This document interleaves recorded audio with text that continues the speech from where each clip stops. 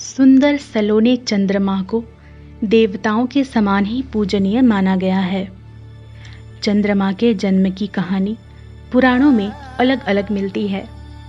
ज्योतिष और वेदों में चंद्र को मन का कारक कहा गया है। वैदिक साहित्य में सोम का स्थान भी प्रमुख देवताओं में मिलता है। अग्नि, इंद्र, सूर्य आदि देवों के समान ही सोम की स्तुति के मंत्रों की भी रचना ऋषियों द्वारा की गई है। मत्स्य एवं अग्नि पुराण के अनुसार जब ब्रह्मा जी ने सृष्टि रचने का विचार किया तो सबसे पहले अपने मानसिक संकल्पों से मानस पुत्रों की रचना की। उनमें एक मानस पुत्र ऋषि अत्रि का विवाह ऋषि कर्दम की कन्या अनुसूया से हुआ, जिससे दुर्वासा, दत्तात्रेय व सोम नामक 3 पुत्र हुए।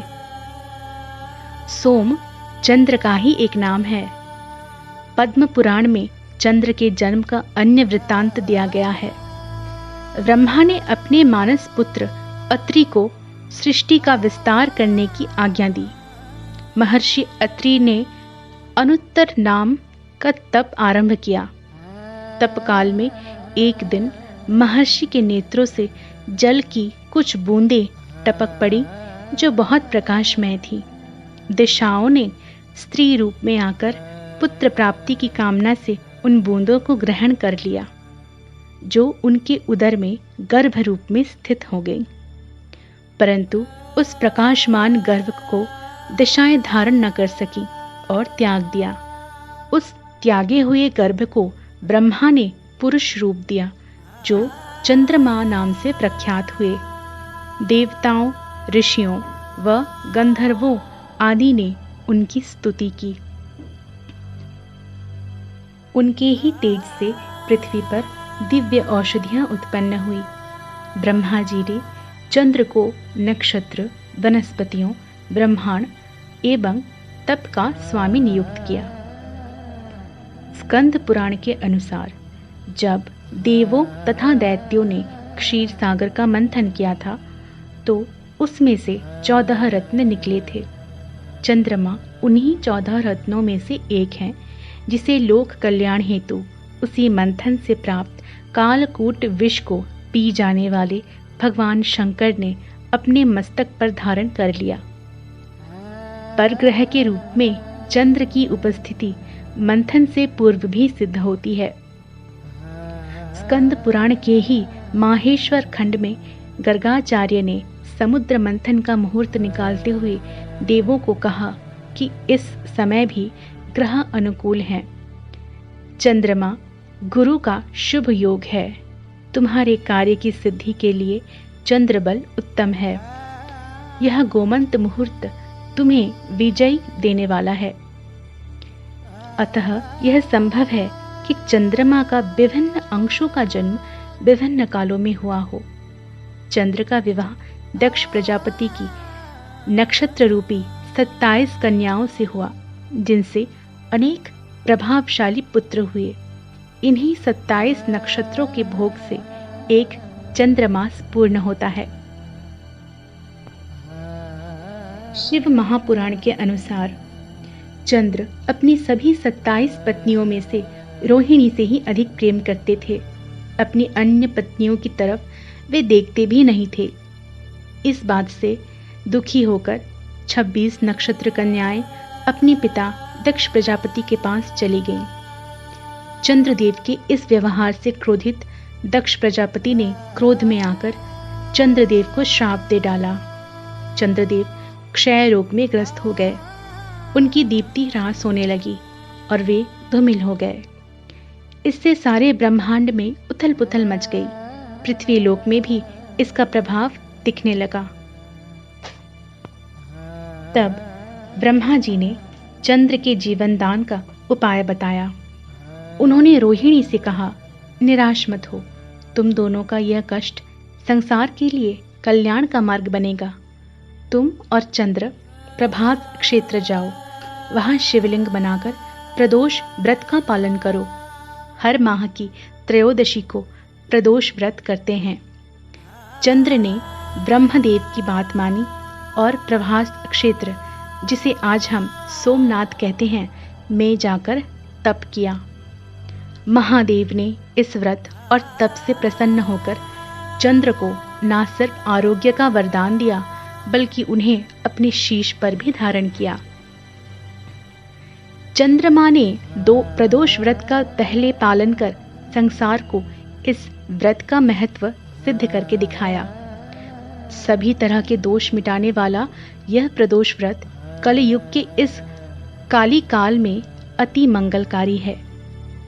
चंद्रदेव की इस पावन कथा के पठन और श्रवण से आरोग्य उन्नति का लाभ होता है, ऊर्जा और सकारात्मकता बढ़ती है।